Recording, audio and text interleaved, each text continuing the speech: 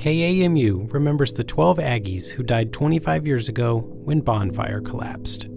This is a special edition of Unsung Talents, the KAMU series highlighting campus jobs you don't see and the people that do them.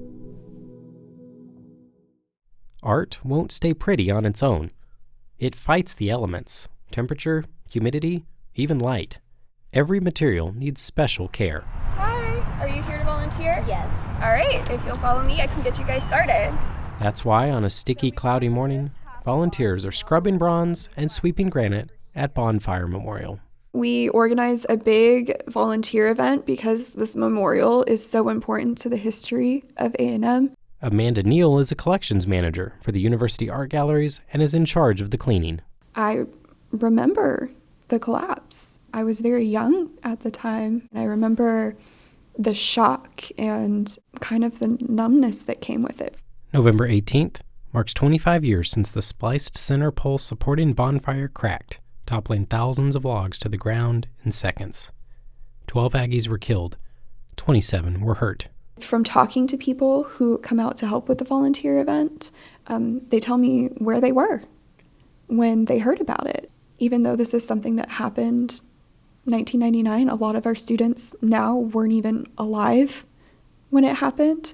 They still feel it. Each year, a week or so before Bonfire Remembrance, the memorial gets a head-to-toe scrub, wash, and wax. We start by knocking down any wasp nests, anything like that have built up around the granite. We wash the bronze with the very, very gentle soap. And they'll get the top portions as much as they can reach, including these outside edges. And then we have to dry it. So we'll do very thin layers of wax. Little circular motions.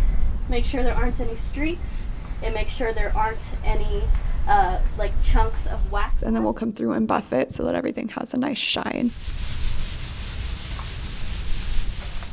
And then we go through and we sweep everything off. While Aggies and Longhorns are still a few weeks away from meeting on the football field, they're meeting at the memorial now. The local chapter of Texas X's is on hand to help out and pay their respects. So we came out last year and it was such a moving experience. So we just need to do this all the time. I had graduated from Texas just a year before the Bonfire collapse. I also went to the game.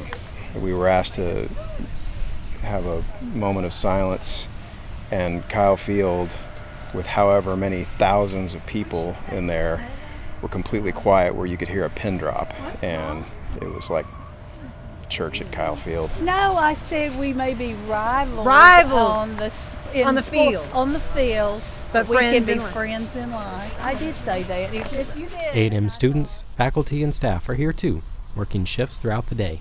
I thought it was a great opportunity to connect with the traditions here on campus. I like volunteering. I like doing community work, so this looked like fun. I work in the Department of Student Activities, and so being in the center of the student involvement as well as keeping tradition, I plan on coming out to the remembrance ceremony, and so being able to take part in it, even though it's not directly what I do in my day-to-day, that's what brought me out here. Once the last bit of wax is rubbed in and buffed, Bonfire Memorial is ready for the remembrance ceremony and will be cleaned again next year. The supplies, though, don't get put away. Neal will move on to a different sculpture. She's responsible for maintaining about 50 sculptures across campus, from the War Hymn Monument at Kyle Field to the horses jumping the Berlin Wall at the Bush Library. There's about 8 weeks, maybe a little bit more if the weather's nice to me, and during the fall semester and during the spring semester when I can go out and clean the sculptures. Too hot, and the wax melts right off. Too cold, and the wax doesn't spread. Wet or too humid, and the wax turns cloudy. I usually get about 8 sculptures cleaned each semester. So, Neal's responsible for cleaning Bonfire Memorial and 50 other sculptures on campus, but that's not all. She cleans Rodney Hill's famous wood carvings in the MSC. You do have to be careful because there's a lot of delicate pieces, a lot of small little nooks and crannies that you have to make sure you get the wood conditioner into. And she installs exhibits, oversees the campus art loan program for departments that want to liven up their space, and cares for the 2,500 pieces of art in the university's collections. Being able to take care of our sculptures, of our art, of the history of this campus means a great deal to me. We have comment books out for every exhibition, and we love to flip through those. At least once a week, one of us is flipping through them just to see what people say and to see how people connect with the art and with the exhibits. Those connections keep Neil coming back to a job she loves every day. People can look at the same piece of art and everybody's going to see something different or feel something different when they look at it. And to me, it's a different way to learn about people. Volunteers for sculpture cleanings are always appreciated. You can find a link to sign up in this episode description. For KAMU, I'm Christian Hamilton.